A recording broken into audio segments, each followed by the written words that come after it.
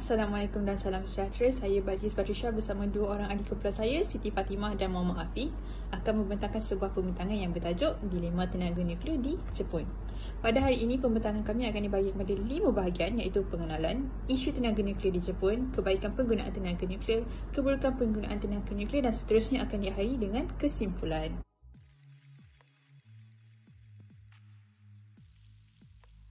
Kita akan teruskan dengan pengenalan.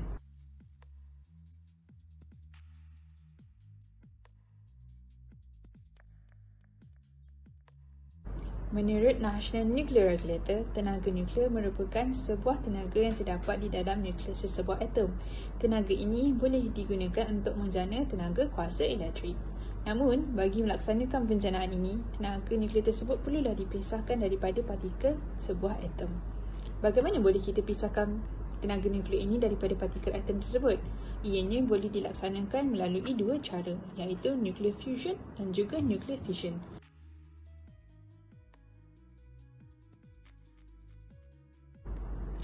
Namun, dalam konteks ini, kita akan fokus kepada kaedah nuclear fission. Nuclear fission merupakan proses di mana sebuah atom tersebut dipisahkan atau dibahagikan kepada dua bahagian atau bahagian atom yang lebih kecil. Setiap reaktor loji kuasa nuklear di seluruh dunia menggunakan kaedah nuclear fission untuk menjana kuasa elektrik ke seluruh kawasan. Bahan kimia yang digunakan untuk menghasilkan tenaga ini ialah uranium. Namun, hanya uranium jenis U235 saja yang dibenarkan untuk menggerakkan loji kuasa nuklear tersebut. Jenis U235 ini adalah sangat unik dan merangkumi hanya 1% daripada pelbagai jenis uranium di seluruh dunia.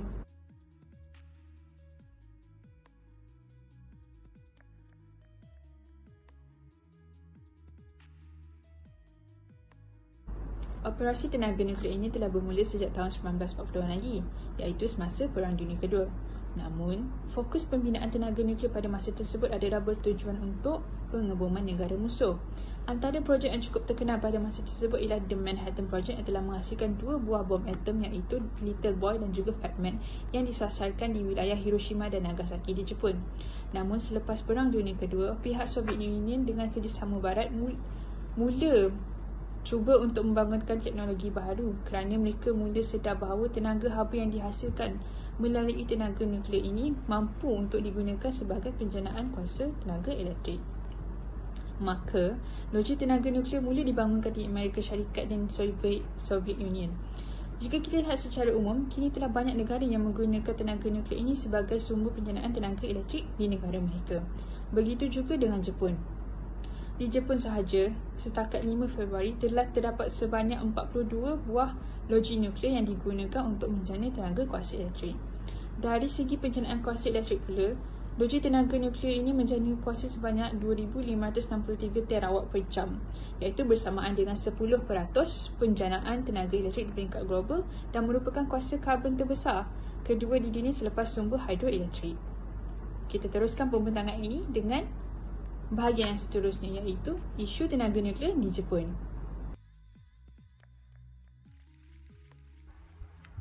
Hai, Assalamualaikum dan salam sejahtera kepada Dr. Alias dan juga rakan-rakan yang saya kasihi sekalian. Saya Siti Fatimah dan saya akan mengulaskan tentang isu tenaga nuklear di Jepun. Kita tahu bahawa tenaga nuklear ini mempunyai kebaikan dan keburukannya yang tersendiri. Walaupun tenaga nuklear ini digunakan secara langsung di Jepun untuk membekalkan tenaga elektrik, namun begitu, berlaku juga kemalangan-kemalangan yang melibatkan loji nuklear ini di Jepun, seperti kemalangan yang berlaku di Tokaimura di loji nuklear Tokaimura dan juga di loji nuklear Mihama. Dan antara yang paling dahsyat yang pernah berlaku dalam sejarah loji nuklear di dunia ialah letupan loji nuklear di Fukushima Daiichi pada tahun 2011. Dan saya akan mengulaskan secara lanjut lagi tentang kemalangan loji nuklear Fukushima Daiichi yang berlaku pada 11 Mac 2011. Saya pasti anda semua tahu tentang apa yang telah berlaku pada tahun 2011 tersebut, di mana kita tahu bahawa berlakunya bencana alam yang paling dahsyat di Jepun pada waktu itu di wilayah Tohoku, iaitu bencana alam gempa bumi berskala Richter 9.0 dan juga berserta dengan tsunami pada masa yang sama.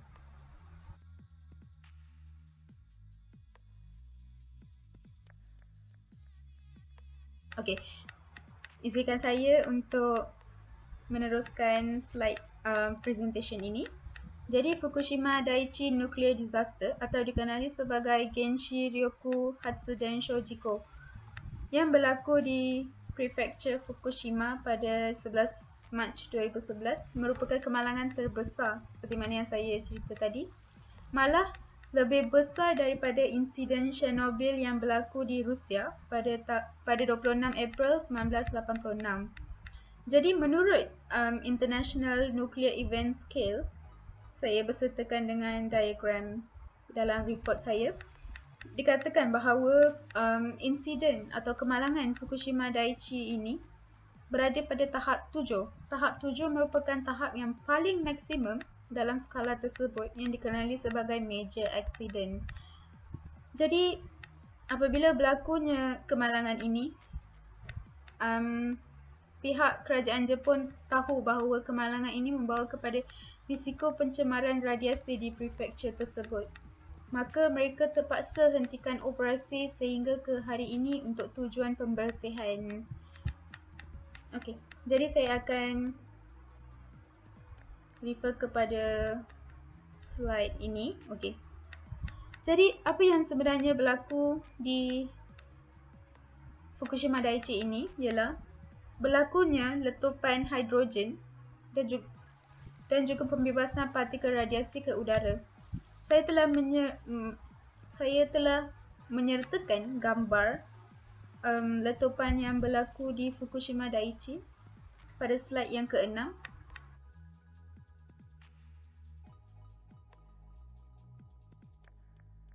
Iaitu berlaku letupan di unit loji yang pertama sehingga ke-4. Jadi yang pertama, kedua dan ketiga telah meletup, manakala hanya unit loji ke-4 yang terbakar ketika itu. Dan gambar yang kedua pula saya sertakan ialah unit 4 yang terbakar. Jadi kita dapat lihat kesan kebakaran yang berlaku pada waktu itu sehingga kini.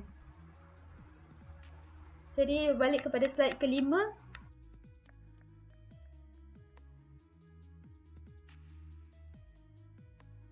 Oleh sebab letupan ini, kerajaan telah mengarahkan penduduk sekitar kawasan loji nuklear tersebut untuk berpindah. Jika dikatakan dengan sekitar kawasan nuklear tersebut, ia dikatakan dengan jarak 20 km dari kawasan loji nuklear Fukushima Daiichi itu. Jadi apa yang kita dapat lihat ialah seramai 154,000 penduduk telah dipindahkan dan proses pembersihan mula dilancarkan ketika itu. Namun begitu, proses pembersihan ini dijangka akan mengambil masa lebih dari 40 tahun untuk bersihkan secara sepenuhnya. Okey, jadi oleh kerana Jepun akan mengendalikan Sukan Olimpik yang bakal berlaku pada tahun ini, tapi malangnya disebabkan oleh pandemik coronavirus ini, ia telah dipostpone, ditunda ke tahun hadapan. Jadi kawasan Fukushima ini kini mereka dijaga dan juga masih lagi berlaku pembersihan di kawasan tersebut. Okey. So pada slide ke-7 pula saya sertakan video di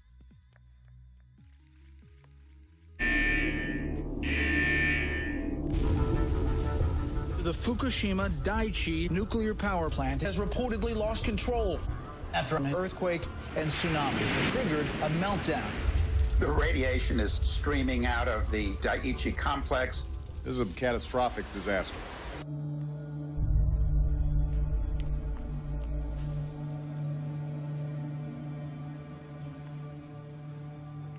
I'm here in Fukushima, exploring one of the towns abandoned by the disaster. Radiation is still too high for people to live here. This looks like it used to be a beauty salon. It had a lot of damage. This looks like it used to be a flower or plant shop. We have to be, very careful with what we touch or where we step because there's all this sort of radioactive dust and particles everywhere. Oh, wow, look at this. Whoa. This is a retirement home. Everywhere, there's just evidence of panic to get out of here as fast as possible. It's really a time capsule of a really bad disaster that happened here. The Daiichi nuclear power plant sits on the easternmost edge of the Fukushima prefecture. When it blew, it spewed radiation. Mana video ini memaparkan tentang apa yang telah berlaku atau apa yang sedang berlaku di Fukushima. Tapi waktu ini ialah selepas 7 tahun berlakunya insiden kemalangan Fukushima Daiichi itu, ataupun selepas 7 tahun berlakunya bencana alam, gempa bumi dan tsunami di wilayah Tohoku itu. So, enjoy the video dan sekian, terima kasih.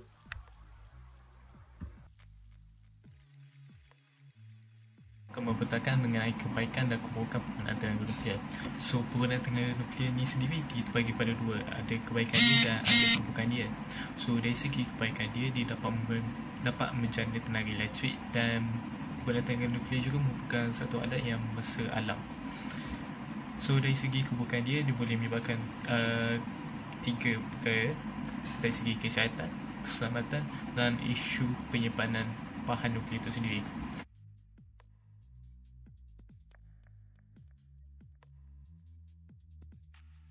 So, dari segi kebaikan penjana tenaga elektrik, kenapa tenaga nuklear ni dapat menjana tenaga elektrik lebih baik compare dengan bahan api yang kita ada sekarang ni seperti minyak, arang batu dan sebagainya.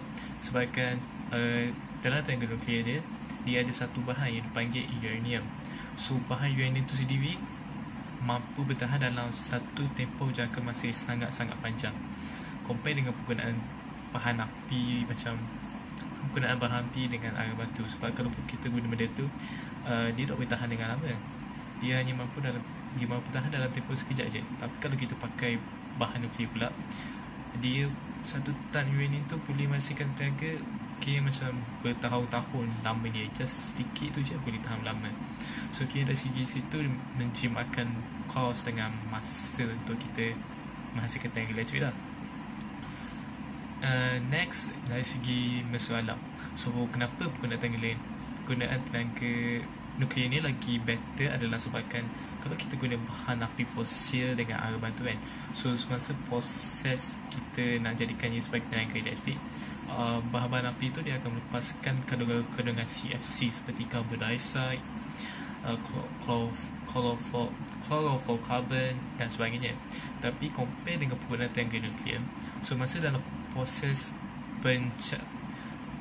pencahan tu ataupun separation proses tu kan, proses pembahan nuklear tu, so masa proses tu kan, bahan uranium tu sendiri tak membebaskan any kandungan CFC yang mampu menyebabkan yang mampu mengosok taraf udara. So, tu dari kebaikan dia. Dari segi keburukan pula adalah dari segi kesihatan. So, walaupun penggunaan tenaga nuklear ni ada banyak kebaikan dia, tapi dia mampu memberi keburukan jika tidak dapat diuruskan dengan baik. Contoh dari segi kesihatan. So, katakanlah satu tenaga nuklear itu mampu bertahan dalam tempoh yang lama. So, bila sampai tempoh dia tak boleh nak mencaskan, tak dapat menghasilkan tenaga elektrik dah, so kita terpaksa buang dan ganti dengan lain.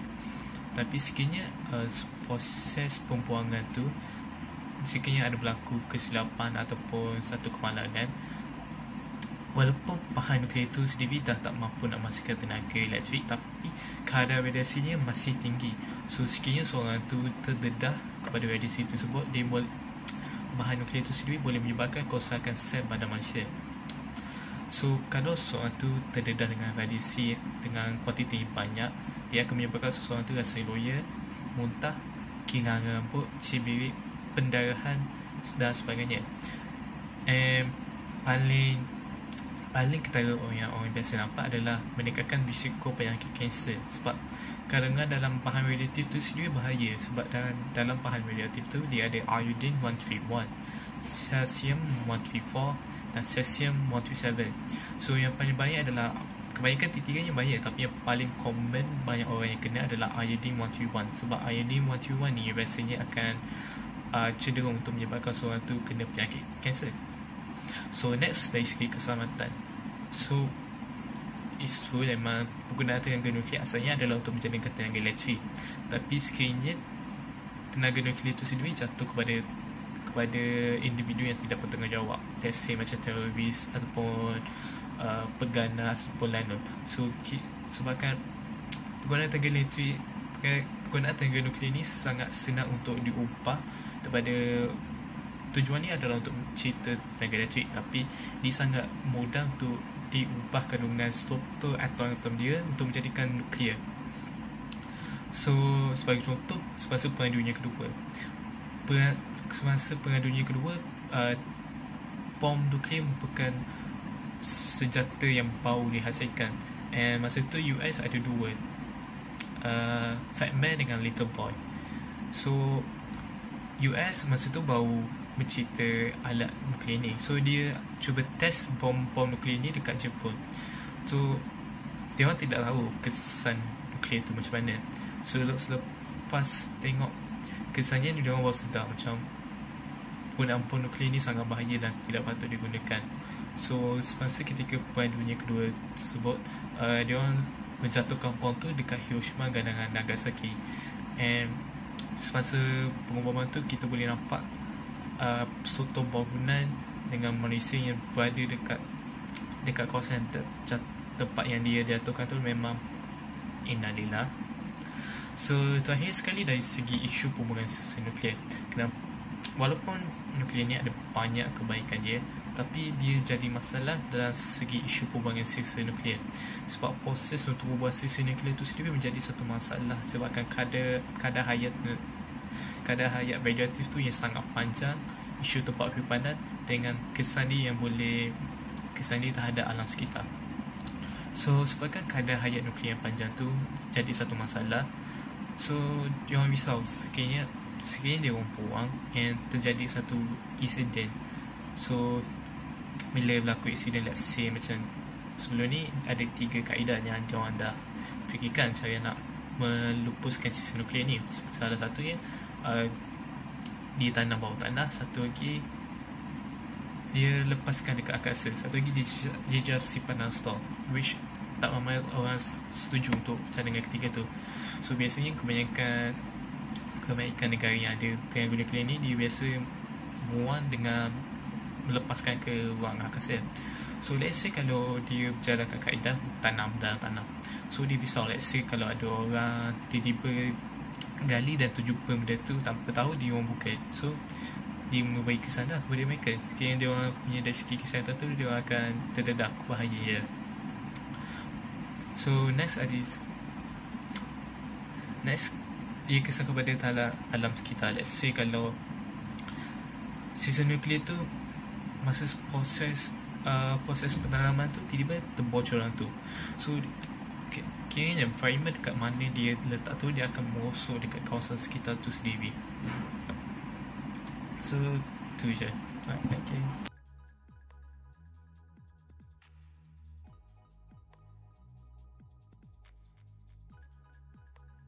Kesimpulannya, jika kita lihat penggunaan tenaga nuklear ini dalam sudut yang lebih positif dan bukanlah sebagai senjata semata-mata, kita dapat melihat bahawasanya penggunaan tenaga nuklear ini sememangnya memberikan sumbangan yang besar kepada pembangunan sesebuah negara, lebih-lebih lagi dalam sektor perindustrian seperti penjanaan kuasa elektrik.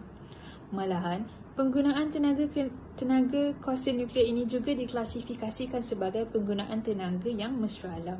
Selain itu, penggunaan tenaga nuklear ini juga mampu mengundang kerjasama serantau lebih-lebih lagi di antara negara-negara Asia. Walau bagaimanapun, tidak dinafikan bahawasanya penggunaan tenaga nuklear ini akan mendatangkan keburukan sekiranya ianya disalahgunakan oleh sesetengah pihak. Justru itu penting untuk semua pihak memainkan peranan yang betul dengan menggunakan sumber tenaga ini sebaik mungkin agar manfaatnya dapat kita peroleh bersama serta dapat mengelakkan penyalahgunaan tenaga ini yang mampu mendatangkan kerugian yang besar kepada ekonomi, negara dan juga sosial. Sekian, itu sahaja daripada kami. Terima kasih.